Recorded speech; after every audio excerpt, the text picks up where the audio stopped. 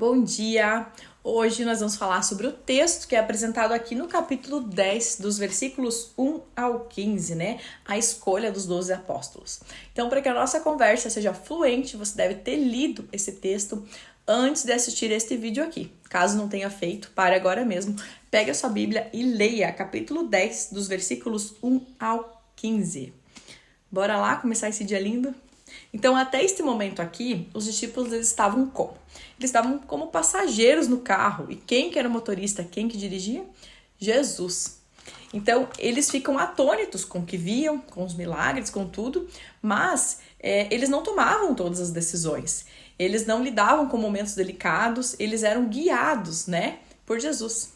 Porém, agora, Jesus diz para partirem e seguirem por conta própria. Vão.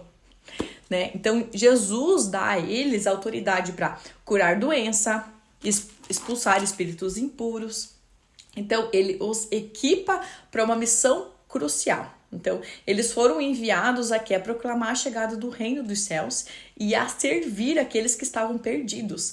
E a missão deles era muito clara: aproximar as pessoas de Deus e confiar que Ele proveria todas as suas necessidades, né?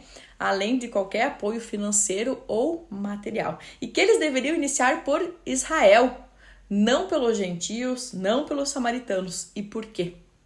Né?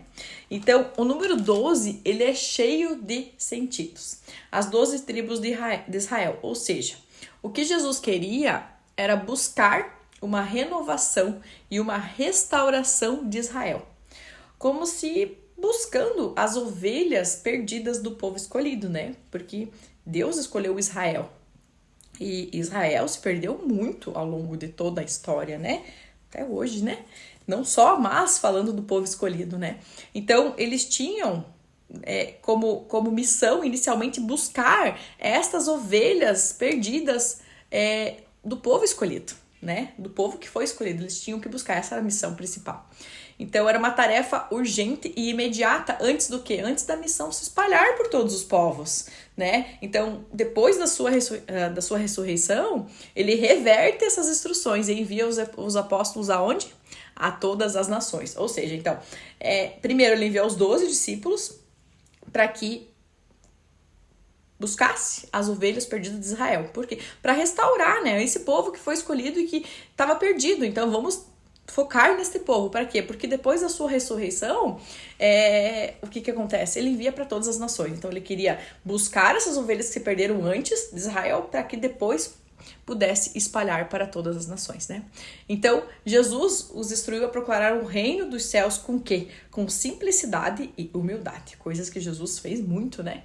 Então, este foi um chamado à confiança total na provisão de Deus e a manter o foco na mensagem, sem se deixar desviar pela rejeição, né? Então, ele orientou os discípulos a seguir adiante, mesmo caso a sua mensagem não seja recebida, né? Sacudindo o pó dos pés ao saírem.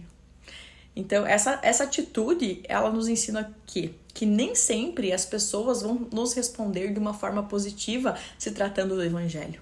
E isso acontece muito mais do que a gente imagina. É só a gente começar a falar sobre, né? E quando isso ocorrer, o que a gente tem que fazer? A gente tem que confiar que a gente fez a nossa parte. A gente não pode controlar a reação do outro. Então, e nesse momento, Deus nos pede o quê? Fidelidade à nossa missão como discípulos. Então, essas instruções, elas foram muito específicas para uma situação particular aqui.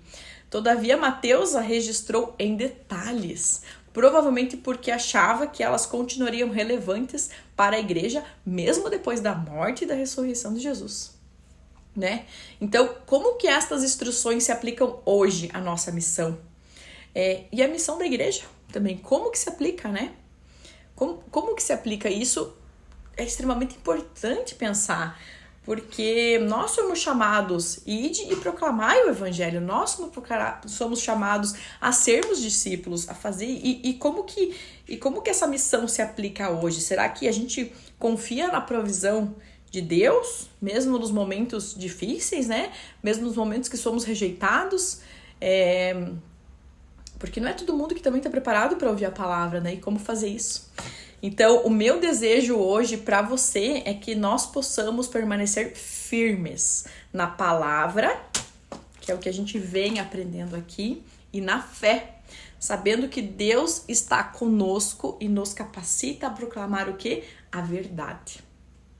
Nada além da verdade, né? E tá tudo escrito.